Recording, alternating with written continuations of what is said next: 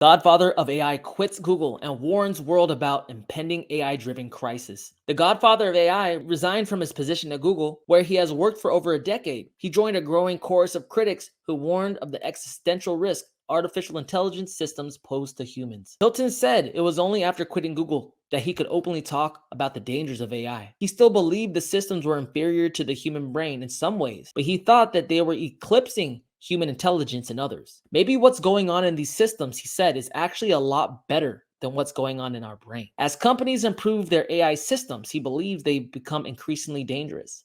Look at how it was 5 years ago and how it is now. Take the difference and propagate it forwards. That's scary. Until last year, he said, Google acted as a proper steward of the technology, careful not to release something that might cause harm. Now that Microsoft has augmented its Bing search engine with the chatbot, challenging Google's core business, Google is racing to deploy the same kind of technology. The tech giants are locked in a competition that might be impossible to stop. One of his most immediate concerns is that the internet will be flooded with fake videos, photos, and news, and the average person will not be able to know what is true anymore. Hilton is concerned automation will disrupt the job market. Chatbots like OpenAI's ChatGPT can already replace personal assistants, translators, and others who handle routine tasks. It takes away the drudge work, he said, adding, it might take away more than that. A recent Goldman Sachs research note predicted that AI could lead to some 300 million layoffs among highly paid workers in US and Europe. He continued to warn AI will eventually eclipse human intelligence.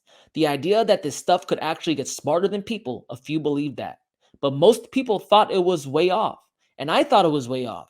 I thought it was 30 to 50 years or even longer away. Obviously, I no longer think that. I've come to the conclusion that the kind of intelligence we're developing is very different from the intelligence we have. The big difference is that with digital systems, you have many copies of the same set of weights, the same model of the world. All these copies can learn separately but share their knowledge instantly. So it's as if you had 10,000 people. Whenever one person learns something, everybody automatically knew it. Hilton's concern may be coming a bit late, as the technology is already in use. It is inevitable that the world will eventually face an AI-driven crisis. AI is here to stay. Once you've opened the box, Pandora never goes back in it. It's so easy. It's so useful. It's one of the most adopted technologies ever to grace the surface of the earth. ChatGPT was the trigger.